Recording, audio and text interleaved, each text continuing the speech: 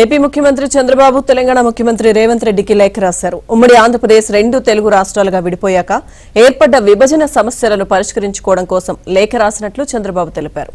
తెలుగు రాష్ట్రాల ప్రయోజనం కోసం విభజన సమస్యల పరిష్కారం దిశగా సమావేశం ఏర్పాటు చేయాలని చంద్రబాబు ప్రతిపాదించారు. తద్వారా విభజన సమస్యలపై చర్చించుకుందామని, పొరుగు రాష్ట్రాలుగా పరస్పర సహకారాలు అందించుకుందామని చంద్రబాబు తెలిపారు.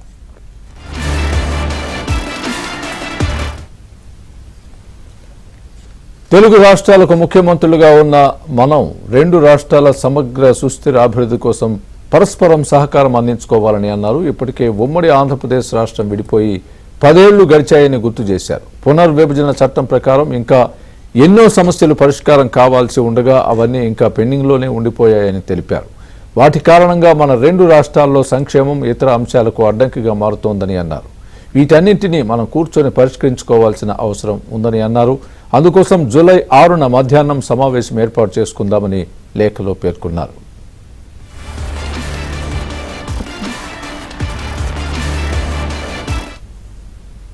రెండు రాష్ట్రాల మధ్య ఉన్న కీలకమైన సమస్యలు ఇలా ముఖాముఖి సమావేశంలో కూర్చొని చర్చించుకుంటేనే పరిష్కారం అవుతాయని పేర్కొన్నారు. ఇరు రాష్ట్రాలకు లబ్ధి కలిగే విధంగా పరస్పరం సహకరించుకుందామన్నారు. మన భేటీ సత్ఫలితాలను ఇస్తుందని ఆశిస్తున్నాను అని చంద్రబాబు లేఖలో పేర్కొన్నారు.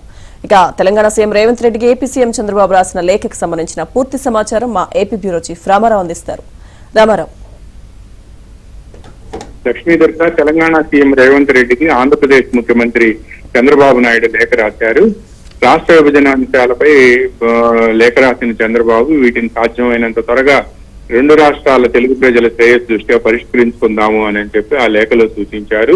తెలుగు రాష్ట్రాలకు విభజన హామీలను కూడా ఈ లేఖలో ప్రస్తావించారు. విభజన హామీల పరిష్కారం కోసం కలిసి చర్చించుకుందాము అని కూడా ఆ లేఖలో చంద్రబాబు రేవంత్ రెడ్డికి సూచించారు. పరస్పర సహకారం తెలుగు ప్రజల అభ్యున్నతికి తోడ్పడుతుంది అని కూడా ఆయన వివరించారు.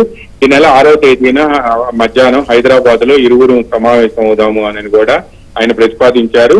తెలుగు ప్రజల అభ్యున్నతికి తోడ్పడే విధంగా ముఖాముఖి చర్చలు జరిగి విభజనకు సంబంధించి 10 ఏళ్లు దాటినా కూడా కొన్ని అంశాలు పరిష్కారం కాలేదని, తెలుగు ప్రజల శ్రేయస్సు దృష్ట్యా ఇది పరిష్కారం అయితే రెండు రాష్ట్రాల సర్వతోముఖాభివృద్ధికి తోడ్పడుతుంది అని కూడా చంద్రబాబు నాయుడు ఆశాభావం వ్యక్తం చేశారు.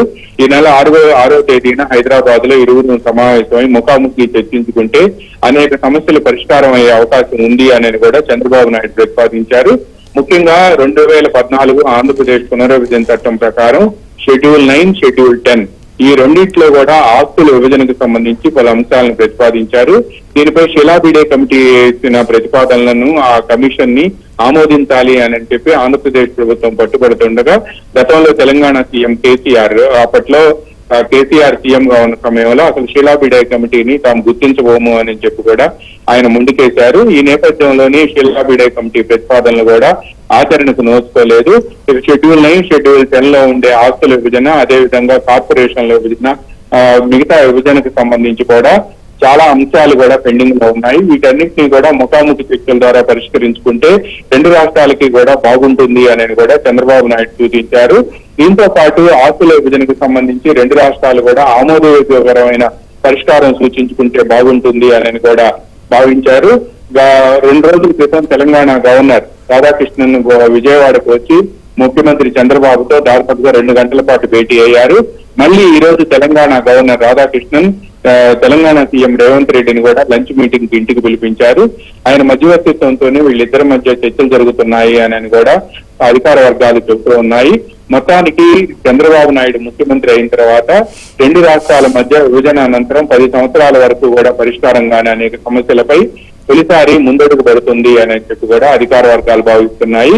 రెండు రాష్ట్రాల్లో తెలుగు ప్రజలు మొన్నటి వరకు 10 సంవత్సరాల క్రితం వరకు కలిసి ఉన్నారని, ఈ రెండు రాష్ట్రాలు కూడా అభివృద్ధి చెందాలి అంటే ఇటువంటి సమస్యలన్నీ కూడా తొలగిపోవాలి అని చెప్పి విడిపోయినప్పటికీ కూడా రెండు రాష్ట్రాల్లో ఉండే తెలుగు ప్రజలు అన్నదమ్ముల్లాగా కలిసి ఉండాలనే భావన ఆ దిశగా అడుగులు ముందుకు వేయాలి అని చెప్పి చంద్రబాబు నాయుడు ఈ లేఖను తెలంగాణ సీఎం రేవంత్ రెడ్డికి రాశారు.